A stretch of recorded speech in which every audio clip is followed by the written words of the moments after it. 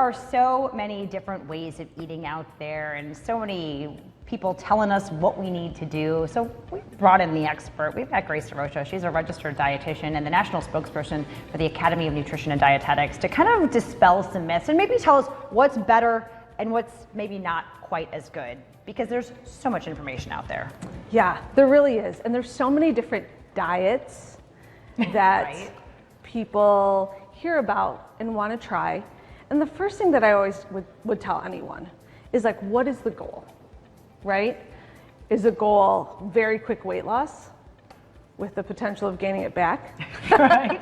Yes, because there's always that. Right. So 95% of people that follow what is entitled like a fad diet, like a more short-term type of situation, they usually see some success with weight loss. However, 95% of the people gain that weight back and then some. It's just not sustainable. Some of them are just so hard to do. But you know, what about somebody who's like, hey, I want to live longer. I want to be healthier. I want to feel better. Right. And you know, as a dietitian and like an advocate and lover of food, there are definitely ways to build a healthy lifestyle that people have titled diets. The Mediterranean diet has been #1 6 years in a row for a variety of reasons. People have better health outcomes, right? Decreased hypertension, decreased heart disease or improvement if they have anything like that, decreased cholesterol numbers, decreased type 2 diabetes, and they feel better and they're happy doing that because it's real food still. Absolutely. So go down the list, the basics of what a Mediterranean diet looks like. So lots of fruits and vegetables, lots of fish, using plant-based oils, olive oil, is great. Avocado oil. Yeah, avocado oil. Sure. Some people are even using salmon oil. Oh, okay. As a little kick. Yeah. Interesting. Beans, legumes, nuts, seeds, everything that we've always heard of, like kind of put all into one.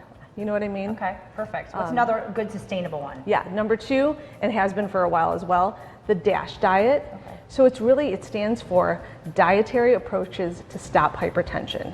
So originally created to help lower blood pressure, but very plant forward and plant based as well. Yeah. Very similar. Okay, third one. They call it flexitarian. Okay. So allowing us to be flexible with what we're eating, picking quality foods, watching portions, but also very plant forward and plant based. Yeah, so those fruits and vegetables, that's kind of the common denominator here. Yeah. What are some of the ones that maybe aren't looking so good or are not the best for maintenance? Yeah, so for lifestyle healthy changes for the long haul, keto, it's a toughie. It's real tough. I mean, people see results quickly, but also don't feel their best, right? They feel dehydrated, they get keto flu and some brain fog, and they can't do it for a long time. Because once you're demonizing a food group, like carbs in that instance, it makes it very hard, because then you always feel like you're doing something bad. True story. Yeah. You're not bad, you can have whatever you want. Eat all the fruits and vegetables, yes. And one that's really popular that's more about timing is intermittent fasting. Yeah. A couple things, right?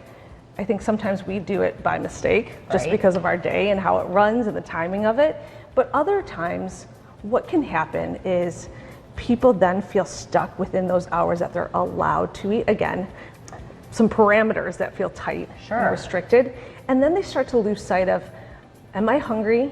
And like, am I full? Or am I just trying to eat as much as possible during this time because I know this is all I have? Because at 7 o'clock I have to stop, so. And it's over. Yeah. Yeah. So thinking about that too, like how are you feeling in that lifestyle, and is it doing what you want it to do for the long haul? Okay.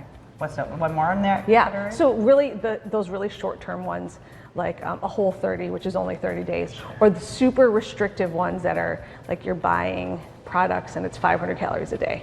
So just Right. being very careful about what that looks like for you, your budget, how you feel, and your lifestyle for the long haul. Yeah.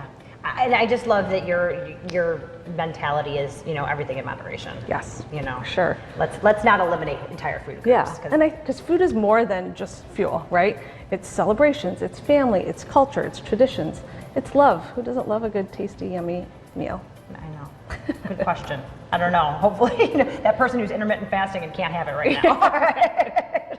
Grace, thank you so so much, as always. Such great information. We really, really appreciate it. We'll kind of break this down on our website too and rehash it all for you if you have any questions about that. And many thanks to the Mary Free Bed YMCA for allowing us to use their space today. We'll see you next week.